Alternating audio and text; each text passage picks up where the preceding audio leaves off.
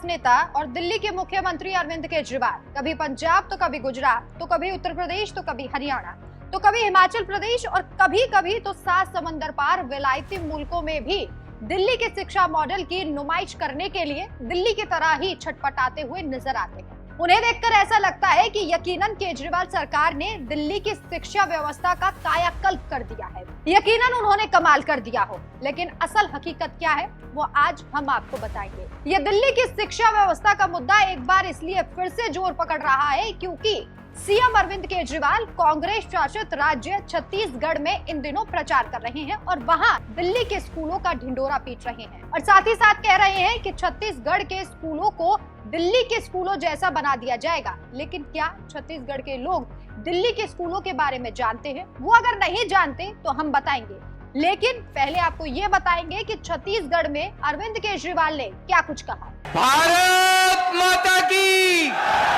इनकलाब वंदे। नमस्कार, मैं हूं आपके साथ राखी लांबा।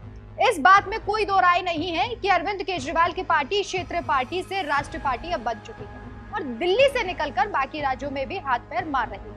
पंजाब में तो वो सरकार बना चुके हैं और जिस भी राज्य में विधानसभा चुनाव होते हैं वहीं आम आदमी पार्टी किस्मत आजमाने के लिए पहुंच जाती है। लेकिन आम आदमी पार्टी ने अब तक जितना नुकसान कांग्रेस को पहुंचाया है उतना किसी पार्टी को नहीं पहुंचाया। बल्कि ये कहना भी गलत नहीं होगा कि आम आदमी पार्टी ने जो कुछ भी छीना है वो सिर्फ कांग्रेस से ही छीना है। और अब एक और ऐसे ही राज्य की तैयारी है जहां कांग्रेस की सरकार है। राज्य का नाम है छत्तीसगढ़, जिसे आजकल कुछ खबरों में घोटालागढ़ भी कहा जा रहा है, क्योंकि जैसे दिल्ली की केजरीवाल सरकार तमाम घोटाला के आरोपों में घिरी हुई है, वैसे ही छत्तीसगढ़ की भूपेश बघेल सरकार भी घोटालों के आरोपों से चौतरफा घिरती हुई नजर आ रही है। लेकिन अरविंद केजरीवाल ने अपनी पुरानी रणनीति के तहत छत्तीसगढ़ में भी फ्री की रेवड़ियों का जाल फेंक दिया।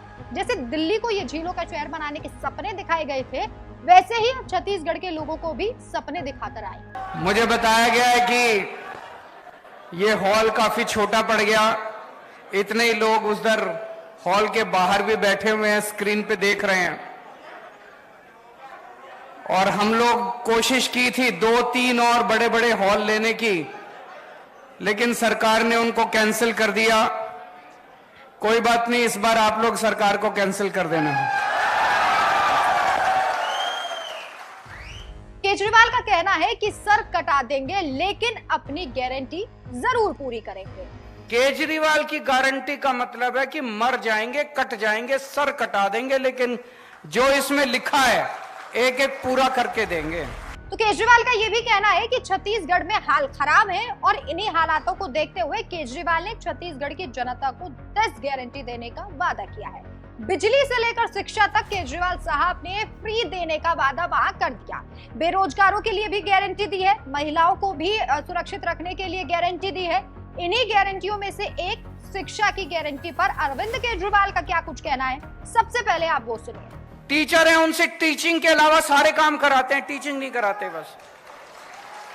तो दोस्तों, दिल्ली के अंदर, दिल्ली के इंटरनेट पे जाके देख लेना, जितने दिल्ली में रिश्तेदार हैं उनसे पूछ लेना फोन करके। दिल्ली के सारे सरकारी स्कूलों को चमका दिया हम लोगों ने, शानदार बना दिया। आजादी के बाद से आज तक 75 साल में पहली अकेली सरकार आई है जिसने शिक्षा के ऊपर इतना जोर दिया है। आज मेरे दिल्ली के स्कूलों के नतीजे, सरकारी स्कूलों के नतीजे दिल्ली में प्राइवेट स्कूलों से ज्यादा अच्छे आ रहे हैं। और बड़े बड़े प्राइवेट स्कूल जिसमें एडमिशन लेना मुश्किल है, लंबी लंबी लाइनें लगी होती है प्राइवेट स्कूलों की, 4 लाख बच्चों ने प्राइवेट स्कूल से नाम कटा के दिल्ली में सरकारी स्कूल में भर्ती हो गए। इतने शानदार सरकारी स्कूल बना दिए। अब दिल्ली के सरकारी स्कूल में एक ही डेस्क पे रिक्शे वाले का बेटा, जज का बेटा और आईएएस अफसर का बेटा एक ही डेस्क पे बैठ के एक साथ बैठ के पढ़ते हैं। तो आपके सारे सरकारी स्कूल शानदार बना देंगे। आपके बच्चों को अच्छी शिक्षा देने की जिम्मेदारी मेरी। और जितने प्राइवेट स्कूल हैं, इन्होंने लूट मचा रखी है। मचा रखी है कि नहीं मचा रखी? गुंडागर्दी मचा रखी है, जब मर्जी फीस बढ़ा देते हैं, library fees, development fees, picnic fees, फलानी फीस, ढिमका फीस, जब मर्जी फीस बढ़ा देते हैं। दिल्ली के अंदर 10 साल से स्कूलों को फीस नहीं बढ़ाने दी हम लोगों ने। जो गुंडागर्दी मचा रखी है उसको प्राइवेट स्कूलों वाली गुंडागर्दी को बंद करेंगे। जितने टीचर हैं, कच्चे टीचर हैं, उन सारे कच्चे टीचरों को पक्का करेंगे। अभी अभी पंजाब में 12,000 कच्चे टीचरों को पक्का कराया भगवंत मान साहब ने। और टीचरों से केवल टीचिंग का काम करवाया जाएगा, शिक्षा का काम कराया जाएगा। दूसरे उलट सुलट काम जितने हैं वो काम बिल्कुल नहीं कराए जाएंगे। तीसरी गारंटी, स्वास्थ्य की गारंटी। आज अगर घर में कोई बीमार हो जाए, छोटी मोटी भी बीमारी हो जाए, 4-5 हजार रुपए तो कहीं नहीं गए डॉक्टर के यहां। और अगर भगवान ना करे किसी के घर में कोई बड़ी बीमारी हो जाए, प्राइवेट अस्पताल में चले जाओ, सारी जमीन बिक जाती है, सारे गहने बिक जाते हैं, सब कुछ बिक जाता है। और सरकारी अस्पतालों के अंदर बुरा हाल है, ना मशीनें काम करती, ना डॉक्टर मिलते, ना दवाइयां मिलती, ना टेस्ट मिलते। बस डॉक्टर कुछ लिख देता, कहता बाहर से करा लो। है कि नहीं है? कुछ नहीं होता।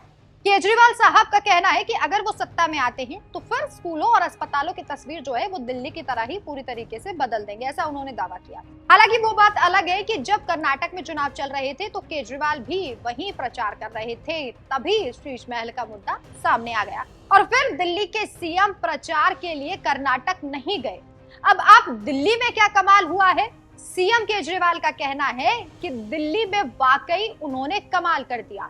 इतना ही नहीं, एक बार तो उन्हें किसी विलायती मुल्क में दिल्ली के शिक्षा मॉडल को पेश करने के लिए इनवाइट भी किया गया था, लेकिन बीजेपी ने उन्हें जाने नहीं दिया, जिसे लेकर बेचारे केजरीवाल साहब की नाराजगी अपने चरम पर पहुंच गई और उन्होंने बीजेपी पर आरोप लगा दिए कि ये लोग आम आदमी पार्टी की बढ़ती हुई लोकप्रियता से डर गए। लेकिन दिल्ली शिक्षा निदेशालय ने अरविंद केजरीवाल के शिक्षा मॉडल की जिस तरीके से पोल खोली, उसे देखकर आप बीजेपी का शुक्रिया अदा करते हुए कहेंगे कि शुक्र है कि केंद्र की मोदी सरकार ने उन्हें विलायत में जाकर दिल्ली के शिक्षा मॉडल को पेश करने की इजाजत नहीं दी। अगर दे दी होती तो वो नाक कटा देते।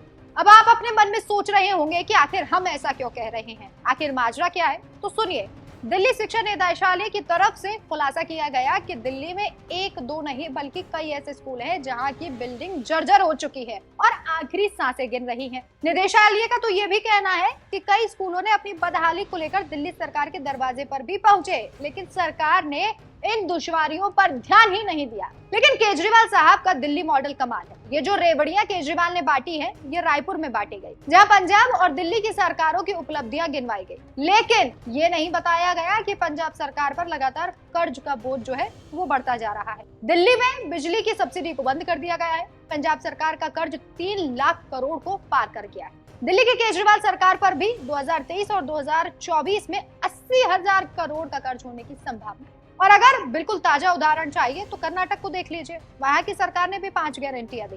अब अगर गारंटी पूरा करते हैं तो विकास नहीं होगा और अगर विकास करते हैं तो गारंटियां पूरी नहीं होगी।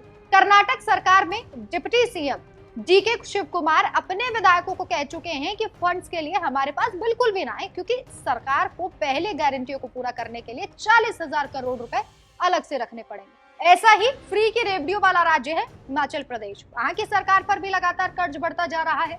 ना कांग्रेस की सरकार है, कांग्रेस और आम आदमी पार्टी की सरकार एक ही लाइन पर चल रही है। मोदी को हराने के लिए विपक्ष कुछ भी करने के लिए तैयार है, अपनी एकता को भी दिखा रहा है।